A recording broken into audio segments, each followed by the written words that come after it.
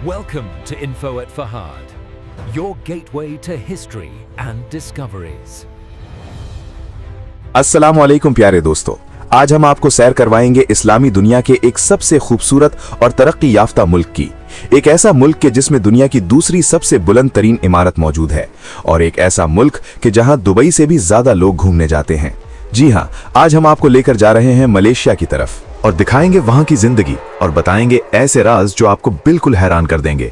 तो जल्दी से वीडियो को शुरू करते हैं, लेकिन उससे पहले वीडियो को लाइक, शेयर और चैनल को सब्सक्राइब जरूर कर लें। इस मुल्क का असल और ऑफिशियल नाम फेडरेशन ऑफ मलाया है, लेकिन आज पूरी दुनिया इसे मलाइशिया के नाम से जानती है।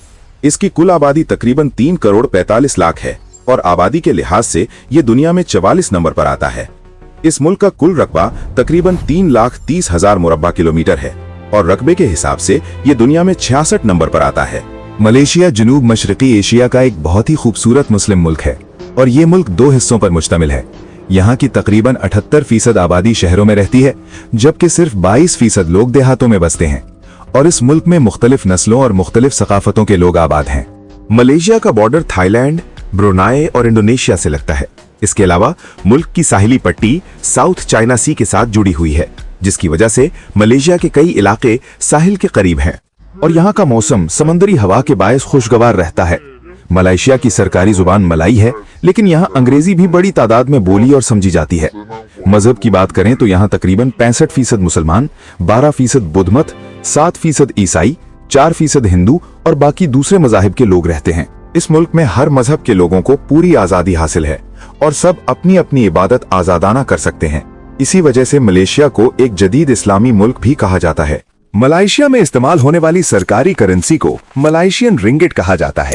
अगर हम इसका पाकिस्तानी और इंडियन रुपए के मुकाबले में ताजा तरीन रेट देखें तो एक रिंगिट तकरीबन 71 पाकिस्तानी रुपयों के बराबर और 23 इंडियन रुपयों के बराबर है।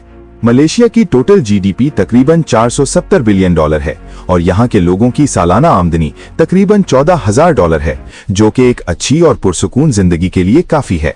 मलेशिया की मईशत का सबसे मजबूत हिस्सा मैन्युफैक्चरिंग इंडस्ट्री है, जिसमें इलेक्ट्रॉनिक्स, गाड़ियां, केमिकल्स और बहुत सी दूसरी चीजें बनाई जाती हैं।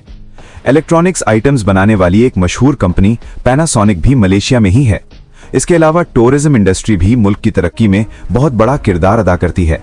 दोस्तों, आपको जानकर हैरानी होगी कि दुनिया में सबसे ज्यादा पाम ऑयल की पैदावार भी मलेशिया में होती है, जो पूरी दुनिया को एक्सपोर्ट किया जाता है। यहाँ पेट्रोल भी बहुत सस्ता है, क्योंकि मलेशिया खुद पेट्रोल पैदा करने वाले मुमालिक में शामिल है और हुकूमत भी पेट्रोल पर सब्सिडी देती है ताकि आवाम को सहूलत मिल सके। मलेशिया के पास तकरीबन 27 अरब बैरल पेट्रोल के जखायर मौजूद हैं, जिसके हिसाब से मलेशिया दुनिया में तेल के जखायर में तकरीबन 29 नंबर पर आता है। इसके अलावा 32 ट्रिलियन क्यूबिक फुट कुदरती गैस के जखायर भी मौजूद हैं। मलेशिया में तकरीबन 90,000 पाकिस्तानी रहते हैं, जबकि इसके मुकाबले में यहाँ तकरीबन 24 लाख के करीब इंडियन लोग आबाद हैं। इसी वजह से आपको मलेशिया की सड़कों, मार्केट्स और कंपनियों में भारतीय लोग बड़ी तादाद में नजर आएंगे। कुछ लोग यहाँ काम के लिए आते हैं और बहुत से लोग पढ़ाई के लिए मलेशिया का रुख करते हैं, क्योंकि यहाँ तालीम का मेयार बहुत अच्छा है। और सबसे बड़ी बात यह है कि अगर आप यहाँ से 2 से 3 सेमेस्टर भी पढ़ लें तो आपके लिए आसानी से ऑस्ट्रेलिया का रास्ता खुल जाता है। इसीलिए स्टूडेंट्स के लिए ये एक बेहतरीन मुल्क समझा जाता है। मलेशिया को कभी कभार बादशाहों का मुल्क भी कहा जाता है, क्योंकि एक दौर में इस मुल्क के हर इलाके में अलग अलग बादशाह हुआ करता था।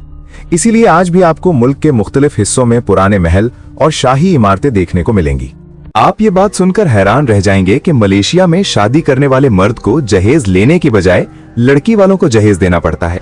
यानी यहाँ सिस्टम इसके बिल्कुल उलट है जो हमारे मुल्कों में चलता है। दोस्तों, मलेशिया में सब्जा बहुत ज्यादा है। हर तरफ दरख्त, पौधे और साफ माहौल देखने को मिलता है। इसी वजह से यहाँ के लोगों में सांस की बीमारियां बहुत कम पाई जाती हैं और लोग ताज़ा, सुथरी और खुशगवार हवा में जिंदगी गुजारते हैं। मलेशिया का दारुल हुकूमत कुआलालंपुर है, जो मुल्क का सबसे बड़ा और सबसे ज्यादा आबाद शहर है। इस शहर की आबादी तकरीबन 19 लाख के करीब है। इसी शहर में मौजूद पेट्रोनास टावर्स, जिन्हें ट्विन टावर्स भी कहा जाता है, ये दुनिया की सबसे मशहूर इमारतों में शुमार होते हैं। हर टावर में 88 मंजिलें हैं और ये टावर्स 1483 फीट बुलंद हैं। इन टावर्स को सबसे ज्यादा खास बनाने वाली चीज इनका स्काई ब्रिज है, जो 41 और 42 मंजिल के दरमियान बनाया गया है। ये पुल न सिर्फ टावर्स को जोड़ता है बल्कि टूरिस्ट्स के लिए भी एक शानदार व्यू पॉइंट है। यहाँ से आपको पूरे कुआलालंपुर का खूबसूरत मंजर देखने को मिलता है। अगर आप इंटरनेट पर मलेशिया सर्च करें तो सबसे पहले यही टावर्स आपके सामने आते हैं। 1998 से 2004 तक ये दुनिया की सबसे ऊंची इमारत रही है। ये टावर्स रात में रोशनियों से जगमगाते हैं और पूरे शहर को एक जादुई माहौल देते हैं। यही वजह है कि हर टूरिस्ट, फोटोग्राफर और विजिटर पेट्रोनास टावर्स को जरूर विजिट करता है। कुआलालंपुर एक साफ सुथरा, जदीद और निहायत खूबसूरत शहर है। दोस्तों, यहाँ सोचने वाली बात यह है कि मलेशिया पाकिस्तान से 10 साल बाद आजाद हुआ, लेकिन आज ये मुल्क हमसे 50 साल आगे नजर आता है। आखिर ऐसा क्यों है? ये जानने के लिए हमें तारीख में कुछ पीछे जाना पड़ेगा। मलेशिया में इस्लाम 10वीं सदी में अरब ताजरों के जरिए पहुंचा। इससे पहले यहाँ हिंदू और बुद्ध मत सबसे ज्यादा आबाद थे। फिर 18वीं सदी में बरतानिया ने इस पर कब्जा कर लिया, बिल्कुल ऐसे ही जैसे बरतानिया ने बर्रे सगीर पर कब्जा किया था। लेकिन इस गुलामी के दौर में मलेशिया में एक ऐसा शख्स पैदा हुआ जिसने उस कौम को आजादी की तरफ ले जाने में अहम किरदार अदा किया। इस शख्स का नाम था तनकू अब्दुल रहमान। वो 1903 में पैदा हुए और उनकी क़यादत में आजादी की तहरीक चली और आखिरकार 31 अगस्त 1957 को मलेशिया आजाद हो गया। तनकू अब्दुल रहमान को आज भी बाबाए मलेशिया कहा जाता है। यहाँ तक कहानी पाकिस्तान जैसी लगती है, जैसे हमारे बाबाए कौम कायद आजम मोहम्मद अली जिन्नाह ने पाकिस्तान को आजादी दिलवाई। लेकिन फर्क इसके बाद पैदा हुआ। पाकिस्तान आजादी के बाद पसमानदगी का शिकार होता गया, जबकि मलेशिया तरक्की की तरफ तेजी से बढ़ने लगा। टेक्नोलॉजी की दुनिया में भी मलेशिया बहुत तेजी से आगे बढ़ रहा है। गूगल और माइक्रोसॉफ्ट जैसी बड़ी कंपनियां मलेशिया में कई बिलियन डॉलर की इन्वेस्टमेंट कर रही हैं, जिससे पूरे मुल्क को बहुत फायदा होगा। अगर बात की जाए रोजमर्रा जिंदगी की, तो मलेशिया में एक महीने का रहने का खर्चा 2500 से 3000 रिंगट के दरमियान आता है, जिसमें खाना पीना और रिहाइश सब शामिल होते हैं। दोस्तों, क्या आप जानते हैं कि दुनिया का सबसे बड़ा होटल भी मलेशिया में है? इस होटल का नाम है फर्स्ट वर्ल्ड होटल। इसके 3 बड़े टावर्स हैं, जिनमें 7351 कमरे हैं। ये होटल 50 लाख मुरब्बा फीट के बड़े रकबे पर फैला हुआ है। दिलचस्प बात यह है कि इस होटल की कुछ मंजिलें अक्सर औकात बादलों में छुपी रहती हैं, जिसकी वजह से उन पर हर कुछ दिन बाद नया पेंट करना पड़ता है। दोस्तों, मलेशिया वाकई एक इंतहाई खूबसूरत मुल्क है। अगर दुबई वीजा ना दे तो परेशान ना हो, दुबई छोड़े मलेशिया चले जाएं, क्योंकि यहाँ जदीद लाइफस्टाइल के साथ साथ कुदरती खूबसूरती भी बहुत ज्यादा है। 2023 की रिपोर्ट के मुताबिक तकरीबन 2 करोड़ 60 लाख लोगों ने मलेशिया का विजिट किया, जबकि उसी साल दुबई में सिर्फ 1 करोड़ 70 लाख विजिटर्स आए। यानी दुबई से कहीं ज्यादा लोग मलेशिया की सैर के लिए आते हैं। ज्यादातर टूरिस्ट सबसे पहले कुआलालंपुर पहुंचते हैं। पाकिस्तान से इस शहर की फ्लाइट तकरीबन 1,10,000 रुपए में मिल जाती है। जब आप कुआलालंपुर एयरपोर्ट पर उतरते हैं तो पहली नजर में ही अंदाजा हो जाता है कि आप एक जदीद और तरक्की याफ्ता मुल्क में आए हैं। कुआलालंपुर निहायत खूबसूरत शहर है। इसे एशिया का लंदन भी कहा जाता है। यहाँ बारिश बहुत ज्यादा होती है, इसलिए आपको अक्सर बारिश और ठंडा मौसम मिलेगा। पूरे शहर में आपको ऊंची ऊंची इमारतें नजर आएंगी, जिनका डिजाइन भी बहुत मुनफरिद होता है। लेकिन एक बात जहन में रखें कि मलेशिया तकरीबन कैशलेस मुल्क बन चुका है। यहाँ ज्यादातर जगहों पर आपको ऑनलाइन पेमेंट करनी पड़ती है और उनमें सबसे ज्यादा इस्तेमाल होने वाली ऐप ई-वॉलेट है। दोस्तों, क्या आप जानते हैं कि दुनिया की सबसे खूबसूरत मसाजिद में मलेशिया की मसाजिद भी शामिल हैं? इनमें सबसे मशहूर है नेशनल मस्जिद, जिसका डिजाइन एक छतरी की तरह बनाया गया है। ये मलेशिया की सबसे बड़ी मस्जिद है और यहाँ गैर मुस्लिम भी विजिट के लिए आते हैं। अब चलते हैं लंकावी स्काई ब्रिज की तरफ, जो दुनिया के उन चंद हैरत अंगेज तजर्बात में से है जहां कुदरत और इंजीनियरिंग मिलकर एक दिलकश नजारा पेश करती है। केबल कार जैसे ही आहिस्ता आहिस्ता ऊपर चढ़ती है तो नीचे फैले हुए सब्ज जंगलात, नीला समुंदर और बुलंद पहाड़ एक जादुई मंजर बना देते हैं। चोटी पर पहुंचकर 125 मीटर तवील स्काई ब्रिज मुसाफिरों को बादलों के बीच चलने का एहसास दिलाता है। ये ब्रिज अपनी खूबसूरती, ऊंचाई और मुनफरिद डिजाइन की वजह से दुनिया भर में मशहूर है। इसके बाद चलते हैं मीनारे कुआलालंपुर, जिसे आमतौर पर KL टावर कहा जाता है।